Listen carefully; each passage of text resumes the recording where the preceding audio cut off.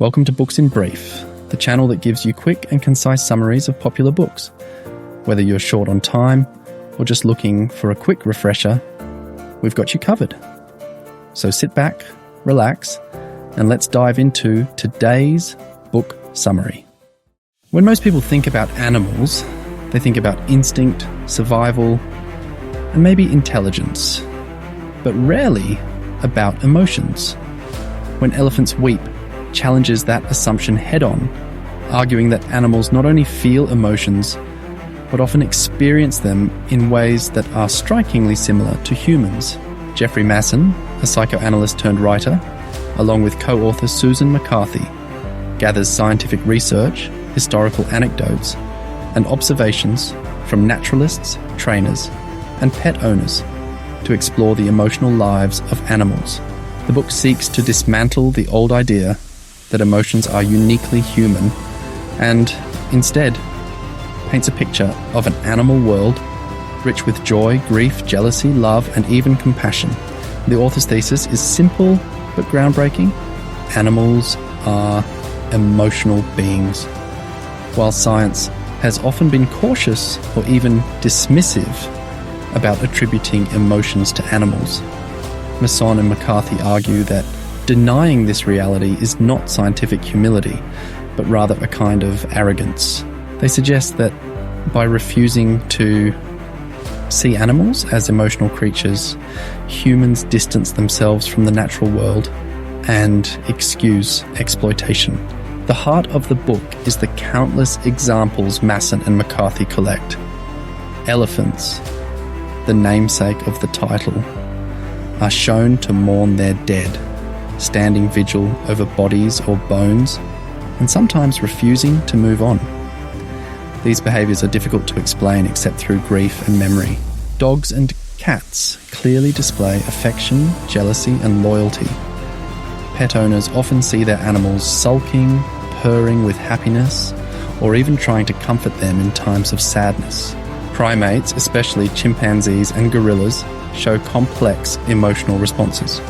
Jane Goodall's observations of chimpanzees reveal not only nurturing love between mothers and young, but also violence driven by jealousy or rage. Birds, such as swans and parrots, demonstrate pair bonding, fidelity, and heartbreak. A widowed swan, for example, may refuse to take another mate, showing long-term grief. Even farm animals, cows, pigs, and sheep are not emotionally blank.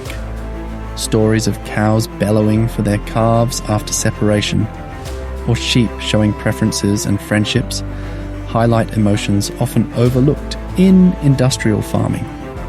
A significant part of the book deals with why humans have resisted recognizing animal emotions.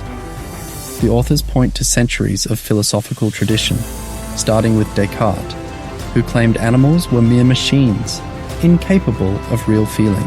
Scientific caution also plays a role. Researchers worry about anthropomorphism, projecting human feelings onto animals.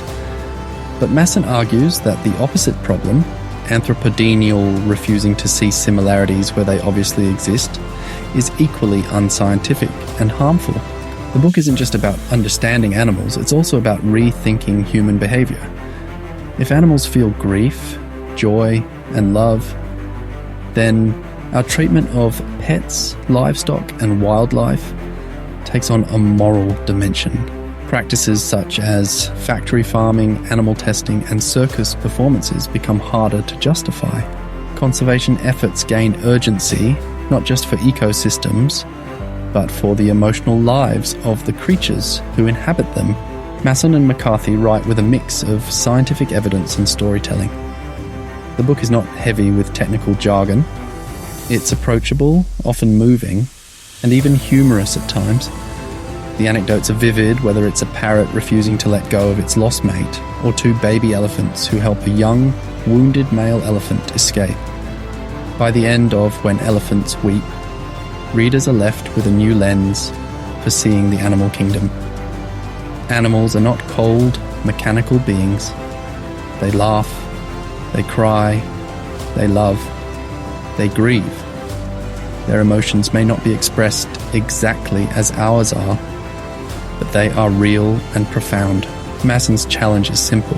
If we recognize animal emotions, we must also recognize our responsibility toward them. To live ethically with animals means not only caring for them, but also respecting their capacity to feel. So the next time you see your dog wagging its tail, or hear a bird sing at dawn, or watch an elephant on a nature program pause beside the bones of its kin, remember what Masson and McCarthy remind us. Emotions are not the privilege of humanity alone. They are part of the shared fabric of life itself. That's it for today's summary on Books in Brief. If you enjoyed this video, don't forget to like and subscribe for more book summaries. And if you have any book suggestions or comments, be sure to leave them down below. Thanks for watching, and we'll see you next time on Books in Brief.